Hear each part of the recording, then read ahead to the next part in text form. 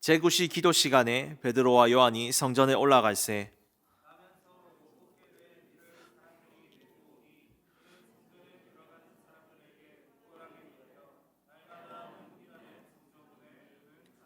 그가 베드로와 요한이 성전에 들어가려 함을 보고 구걸하거늘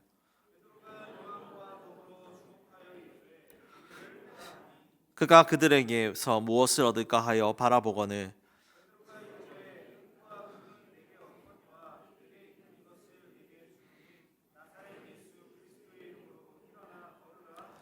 오른손을 잡아 일으키니 발과 발목이 곧 힘을 얻고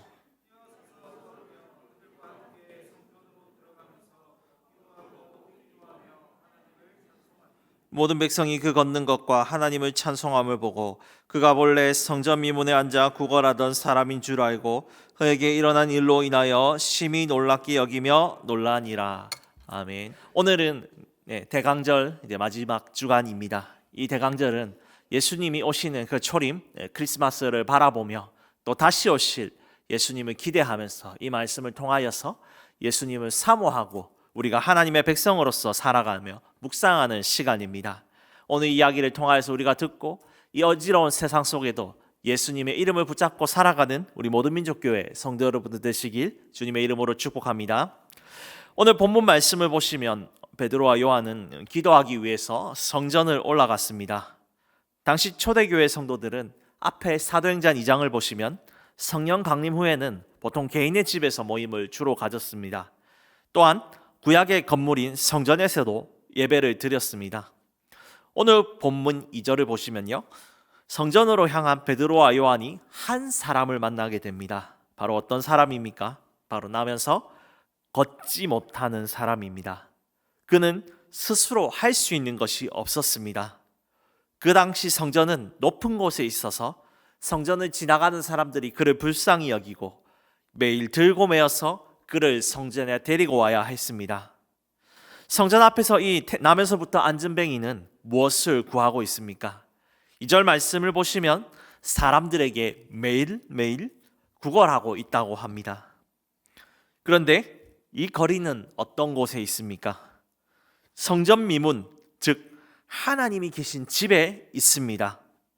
성전은 어떤 곳입니까? 하나님이 계신 곳이며 은혜와 역사가 있는 곳입니다. 과거 솔로몬은 이 성전을 향하여서 간절히 기도하는 자에게 하나님의 위로와 평강이 임할 수 있게 해달라고 기도하였고, 열왕기상 8장에서 하나님께서는 간절히 기도하는 자에게 내가 은혜를 주실 것이라고 약속하셨습니다. 오늘 이 예배당에 또한 마찬가지로 하나님의 은혜를 찾고 구하는 우리 모든 성도님들께 은혜와 평강을 주시는 줄 믿습니다. 하나님의 백성은 정말로 누구든지 이 성전을 향하여 기도하면 구원과 기쁨을 누릴 수 있습니다. 그러나 이 나면서부터 걷지 못한 사람은 성전에 있었지만 또 매일매일 성전에 방문하였지만 하나님을 구하지 못하고 사람들에게 구걸하고 있었습니다. 우리는 왜 하나님이 이 나면서부터 걷지 못한 사람을 성문에 등장시켰는지 배치했는지 생각해 봐야 합니다. 이 모습은요, 성전에 왔어도 구하지 않는, 구원과 기쁨을 누리지 못하는 우리의 모습을 보여주는 것이죠. 또 그 거린의 모습을 통해 우리의 모습을 돌아보라고 주님은 말씀하십니다. 하나님께 오늘 예배드리러 왔습니다. 기도하러 왔습니다.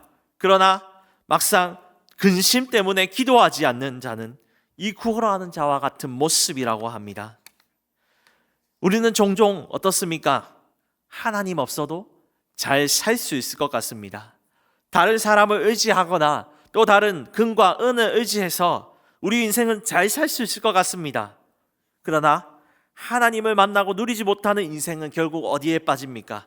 비참함에 빠집니다. 종종 찾기 우리는 뉴스에 접하는 소식들이 많습니다.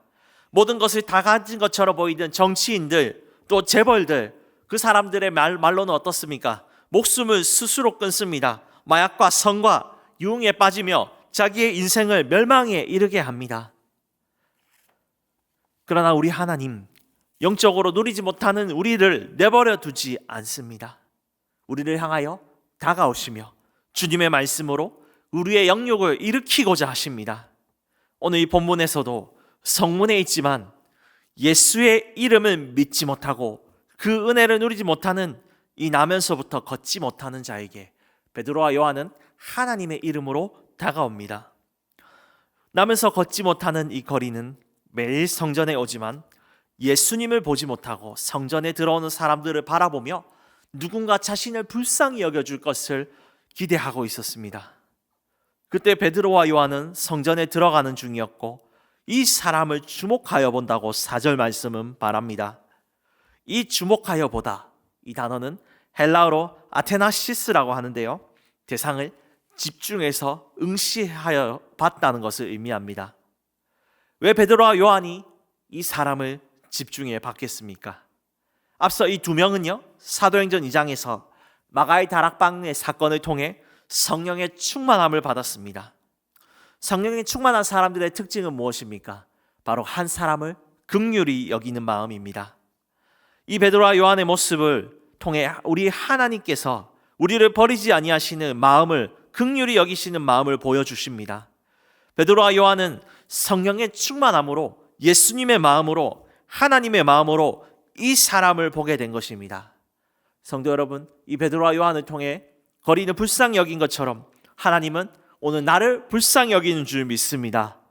베드로와 요한은 이 사람이 예수님을 알지 못하고 평안이 없는 인생에서 벗어나 성령으로 충만하여 자신들처럼 예수님을 누리길 주목하며 원하고 바라고 있습니다. 그래서 4절에서 베드로와 요한은 성령의 마음으로 이 거린에게 말합니다. 우리를 보아라. 그러자 아직 이 예수님을 보지 못한 사람은 나를 보아라는 이 베드로의 음성에 베드로의 마음과 다르게 딴 생각을 했을 겁니다. 이야, 이 사람 나를 바라보라고 하네. 오늘은 얼마나 더 많은 금액을 주려나 하고 기대했겠죠. 그러나 이 사람의 기대와 다르게 베드로는요, 은과 금이 없다라고 합니다. 말 그대로 은과 금이 없습니다. 당장에 이 사람에게 필요한 것은, 아니 오늘 나와 우리에게 필요한 것은 은과 금입니다. 그런 것처럼 보입니다. 하지만 베드로와 요한은 은과 금보다 이 사람에게 필요한 더 근본적인 것, 가장 큰 것을 주겠다고 합니다. 그것이 무엇입니까? 오늘 6절 말씀을 우리 다 함께 읽어보겠습니다. 베드로가 이르되 은과 금은 내게 없거니와 내게 있는 이것을 내게 주노니 나사렛 예수 그리스도의 이름으로 일어나 걸으라 하고. 아멘. 우리도 종종요, 우리가 겪는 문제들의 해결책은 은과 금, 당장에 눈에 보이는 것처럼 느껴질 때가 있습니다. 그러나 그것이 우리의 근본적인 해결이 될 수 없다고 오늘 말씀은 말합니다. 근본적인 우리의 회복과 해결책이 무엇입니까? 예수 그리스도, 그 이름을 믿는 것이고 그분과 동행하고 누리는 것이라는 겁니다.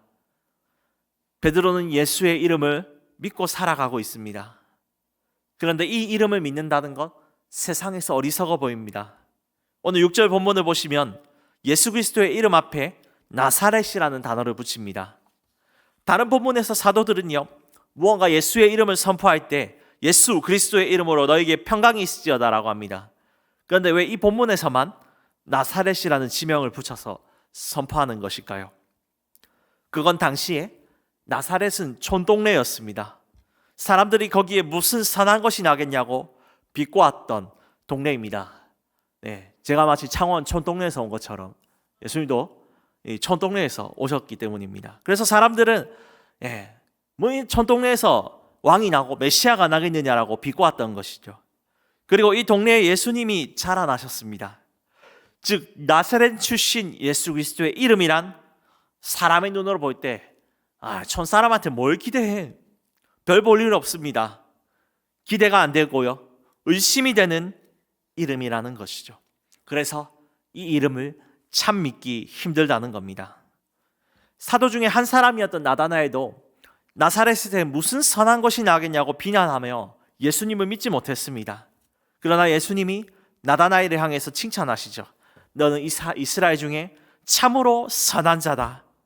예수님은 그 부르심, 예수님의 신성하심을 나다나엘에게 보여줬습니다. 그러자 그는 자기의 마음 전부를 아시는 예수님께 자기의 제자 예수님을 알고 제자가 되기로 결심하였습니다. 오늘 본문은 말합니다. 예수 그리스도의 이름이 세상에서 멸시를 당할 것이고 사람들은 중요하게 여기지 않으나 믿는 자들에게는 능력이 있다라고 말합니다. 우리도 세상에 유혹과 풍파와 어려움이 올 때 무엇을 부르짖습니까? 다른 사람의 도움입니까? 이 거리처럼 은과 금입니까? 이것들로 또는 나의 힘으로 이길 수 없습니다. 그러나 세상에서는 초라하지만 그 이름 예수 그리스도를 우리가 부를 때에 주님은 내 삶에 역사하시는 줄 믿습니다. 우리에게 최고의 선물, 이 예수의 이름을 알고 누리는 것입니다. 그렇게 나의 힘과 능력은 어디에서 나온다고 말합니까? 시편 124편 8절은 말합니다. 우리의 도움은 천지를 지으신 여호와의 이름에 있도다. 슬픈 마음이 있는 자여, 몸과 영혼이 병든 자여, 이 모든 자들에게 필요한 것을 주시는 것은 예수의 이름입니다. 그분은 우리의 구원자십니다. 우리의 모든 죄로 인한 고통과 아픔, 문제들을 해결해 주시는 분입니다. 그 이름을 부르실 때에 우리 안에 은혜의 역사가 있습니다. 오늘도 그분의 이름을 믿고 이 밤에 부르짖을 때에 그분이 내 안에 오셔서 내 안의 문제들을 해결해 주시고 내 안에 기쁨이 충만할 줄 믿습니다.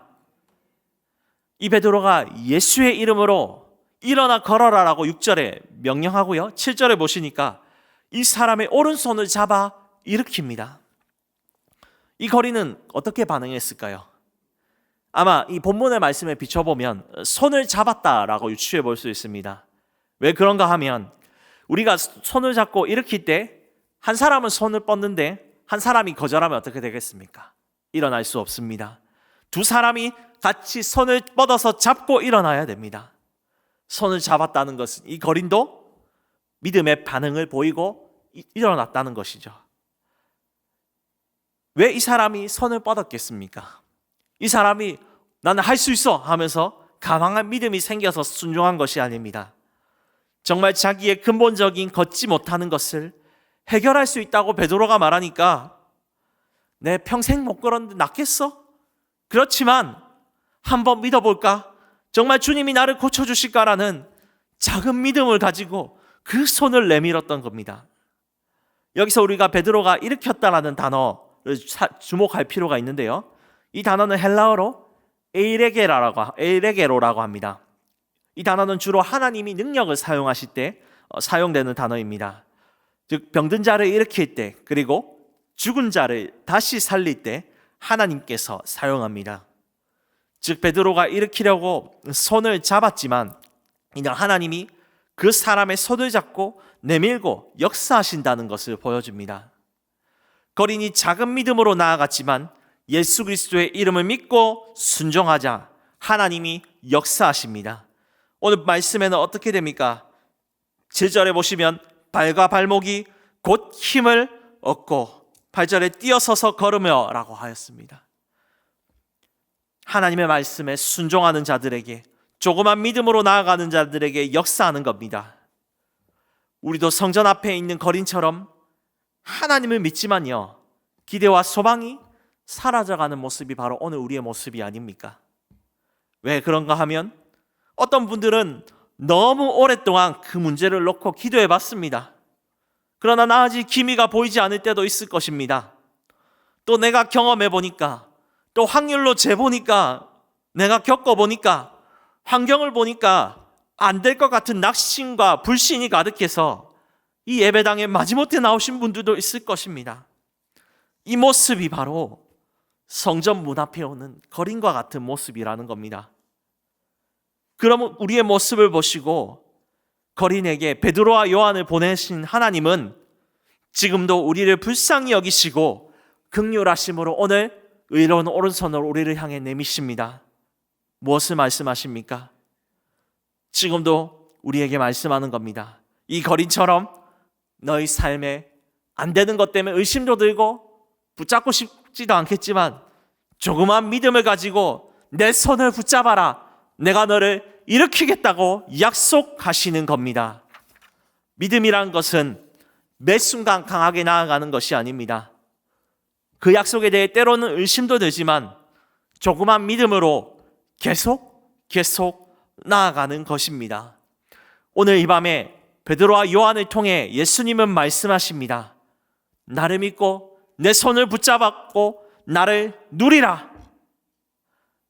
이 사람은 이렇게 예수님을 통해 발과 발목이 힘을 얻고 뛰어서서 어디로 갑니까? 성전에 들어간다고 8절에 말합니다. 그리고 그것에 들어갈 뿐만 아니라 하나님을 찬송한다는 것입니다. 이전에 성전 미문에서는 사람들만 보고 환경만 바라보고 구걸만 하는 사람이었습니다. 그러나 나사렛 예수 그리스도의 이름을 믿고 이제는 이 사람이 무엇을 부릅니까? 찬송을 부르는 것입니다. 찬송은 우리가 이 노래를 부를 때 하나님을 송축하는 것이고, 이 찬송이 하나님 들으시고 하나님은 무엇으로 보답하십니까? 복과 은혜로 보답하시는 것입니다.